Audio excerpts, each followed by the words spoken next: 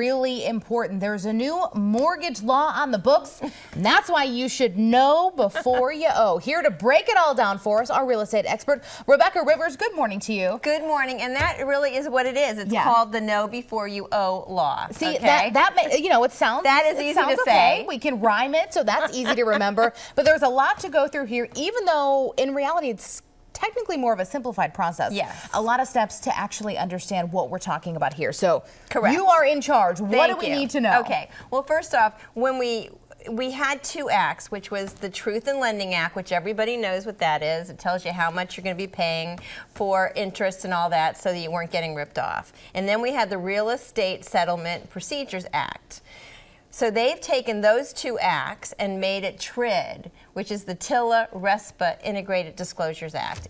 And yes, it is easier because before we had 4 very long forms when you were going to buy a house and you would try to figure out what your interest rate was and people would say the APR and they'd freak out, okay? So now everything is much clearer. It's a 3-page document that shows you exactly how much you owe.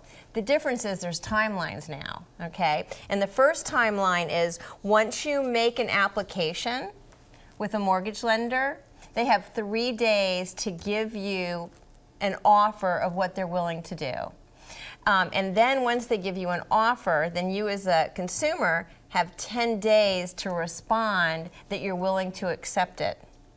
So before we didn't have these timelines, and then the lender can't take any money from you for an appraisal or anything until you've accepted that package. So that's 2 weeks right there, okay, if everybody's doing what they're supposed to be doing on time.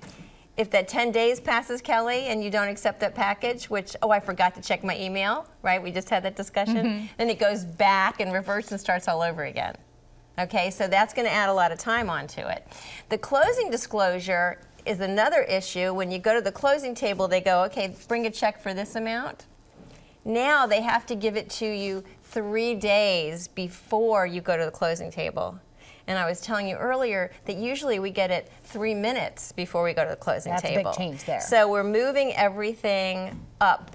And the reason is so that a consumer doesn't freak out when they see that this is what I'm going to be bringing to the table, because sometimes lenders might change the interest rate or change something, and then the people would feel pressure to close because it was 3 minutes before the closing instead of 3 days. Okay, and so now they're going to know exactly how much they owe. If they make any big changes, they have to go back and they have to wait another 3 days.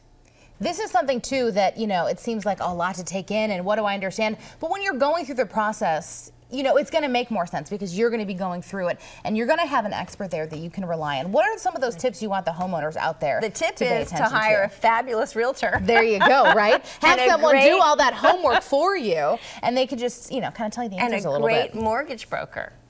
Okay, and the toughest part right now is back-to-back closings. That if we're trying to get all this together on our closing, we hope that everybody on the other closing is doing exactly what they're supposed to do. Right.